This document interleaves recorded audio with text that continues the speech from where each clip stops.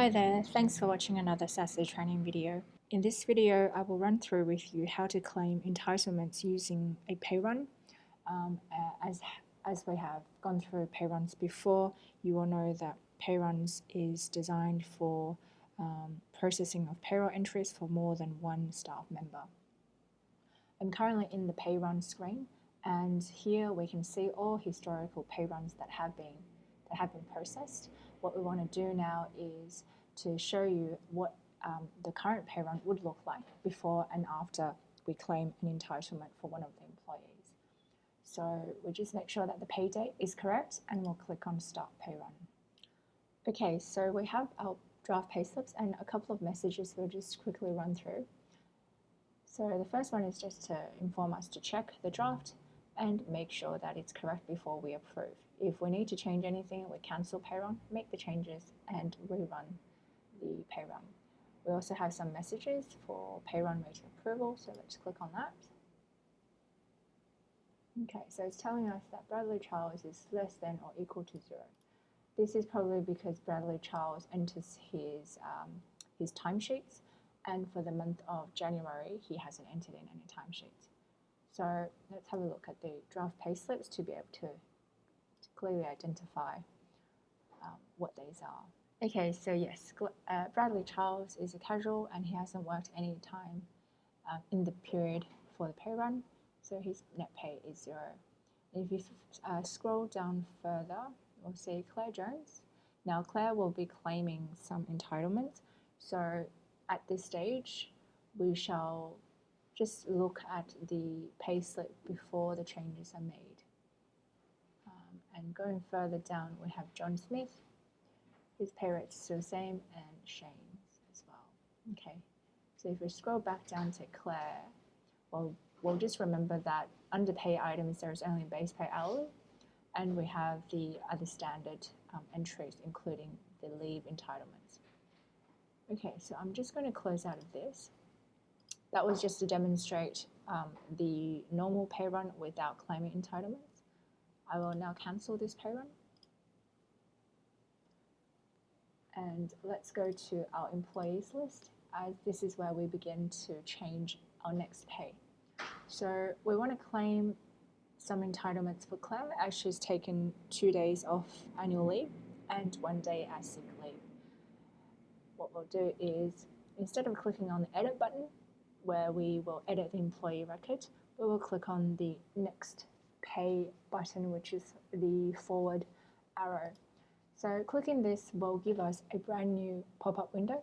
And what this pop-up window does is it pre-populates the default pay for Claire. And if we want to make changes to Claire's next pay, we simply edit it in this screen. So I suggest that you use the next pay screen as the screen that you claim entitlements or make any temporary changes to Claire's pay, and to update Claire's default pay if there are permanent changes that need to be made. So since Claire is claiming 2 days annual leave, we shall enter in this annual leave amount, which is 16 hours, and she's also claiming 1 day sick leave, which is under the personal leave pay that we've set up. You may have set it up differently, so make sure you select the correct option, and we're going to put in 8 hours in there. One thing you'll notice is once we put these figures in, we need to reduce the amount of hours worked by this amount of annual leave. So the reduction ends up being this figure, plus these two figures will give us the normal standard pay. The reason why we have done this is because Claire's leave entitlement is sufficient for us to cover these leave pays, and also we will be accruing pay on top of this, this particular pay as well.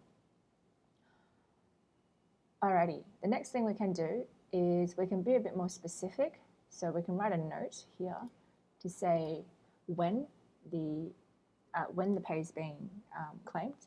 So we could write that. So we can write something like this that indicates the date of the annual leave. And again, for the personal leave, we can write something like, as an example. So we'll just that. And what we can do is save and close. Now, if you hit reset next pay, it's going to remove all of your changes and just reset it to what your default pay is. So we don't want to do that yet. You will only hit this if you have made a mistake and you want to start over.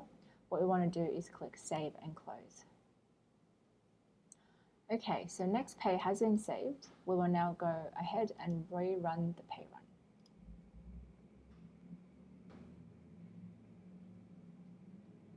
Just making sure that date range is correct. Okay, just going to double check this message just to make sure there's no additional messages. So it's still the same for Bradley Charles, so we can ignore that. Let's look at draft pay slips. Okay, so what we're really concerned about this time is Claire Jones's pay. So as you can see, what we've changed during the next pay setup has been reflected here. Now, wages and salary, annual leave pay, base pay hourly, and then personal leave pay. And that should give us the net pay amount similar to all previous net pays for Claire. And the accrued hours would be the reduction of the leave plus the additional entitlements that's been calculated on top of this pay.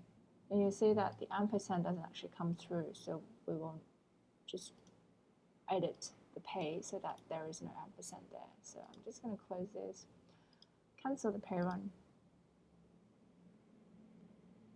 go back to the employees list, and we're Claire Jones, next pay.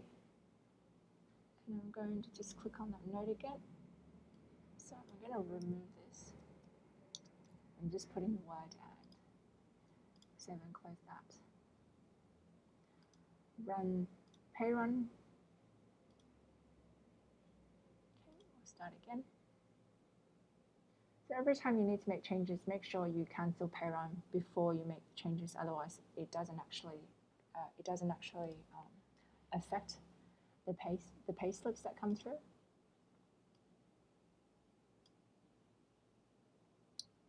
Okay, so now we should be able to see a cleaner pay slip with the same rates and hours. Okay, so once we're happy with this, we can approve, and that's just a confirmation, and we can hit OK. Now Payrun has been approved and it's been run successfully. And we've got records of the pay here, which we can view at any time by clicking on the print